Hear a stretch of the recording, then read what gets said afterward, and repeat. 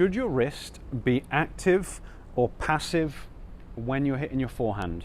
That's what I'm going to be talking about in this video, and I think my perspective on this might be a little bit different to some of the other ones you've heard. I'm naturally a right-handed player. Unfortunately, I injured myself in a mountain bike crash, and now I'm relearning to play left-handed, and I can tell you without doubt that I have had to think about my wrist quite a lot to develop my forehand and get it to the point that it's at with my left hand. So that's what I'm going to be talking about in this video. Hopefully you find it helpful. If you do, give me a thumbs up, and if you haven't subscribed to my channel before, it's much appreciated if you could do that as well. I think where things can get a little bit murky with this is trying to separate out the wrist and the forearm. So the movements of the wrist, flexion, extension, and then radial and ulnar deviation, and then movements of the forearm being pronation and supination.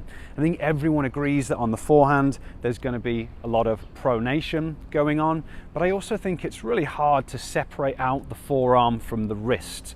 Like generally they work in unison with each other, but most of the videos that I've seen talking about the wrist, they tend to suggest that the wrist should be more passive. They generally show some pro, the contact or the position before contact, they look at the wrist and it's an extension, and then they pan in and they show the wrist after contact and it's still an extension.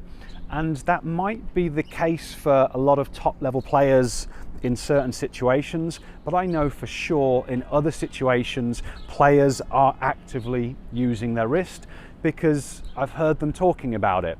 And I know from when I used to play right-handed, there were certain shots, you just in a certain position, the ball's behind you, you have to really whip the ball and use your wrist to get it to do what you need to do.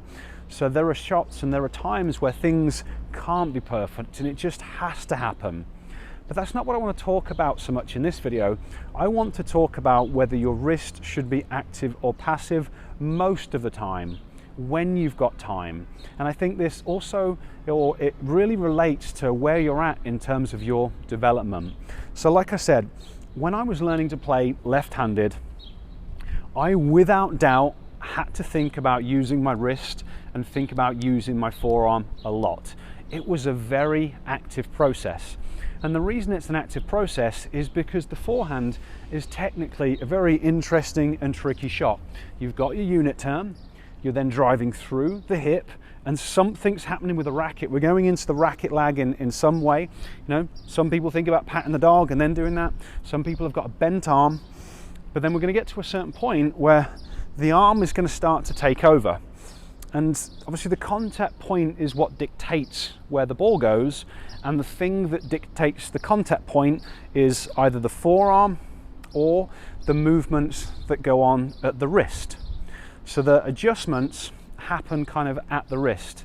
And when you're learning to play tennis, when you're learning a skill, you have to go through the conscious phase of learning.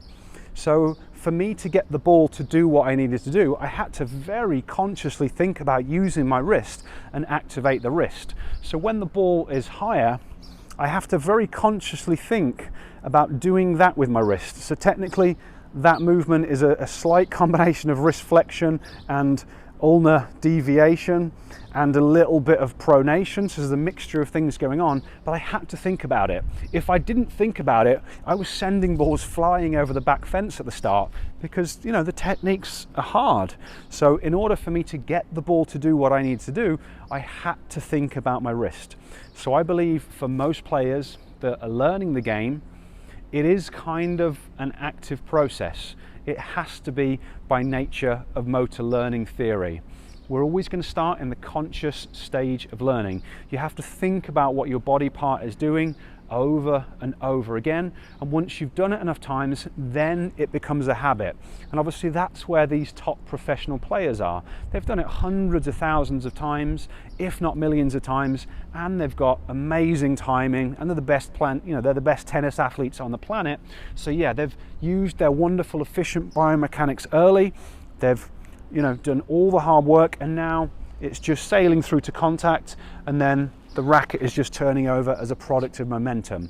So I think that's a different thing to what most people watching these videos are going through. So hopefully this gives you permission that it's okay for you to think about what your wrist is doing. And I'm going to actually recommend that you do think about your wrist at a certain point, because if you keep hitting the ball long, you have to change the angle of your racket face. If you keep hitting the ball in the net, you have to change the angle of the racket face. So yes, there might be things that go on earlier on in the stroke, but ultimately you're going to have to think about it at some point until you've done it enough times, developed more, body awareness, kinesthetic awareness, and develop the good habits. Now, before I close the video out, I want to let you know about a free resource that I've created for you to help you become a better tennis player, because your ability to make these adjustments, it was all about eye-to-hand coordination. And one of the big parts of that is how the visual system is functioning. So I've created a free tennis vision starter program to help you improve your visual skills, so then you can become a better player. I'll place a link to the program up there, and I'll place a link to the program down in the description so that you can start working on it. Okay, any questions about this, leave them down below. I would love to hear your thoughts. Do you think the wrist should be active or passive? Let me know in the comments section. If you haven't subscribed to my channel, it really helps me out if you could do that, and I will catch you next time.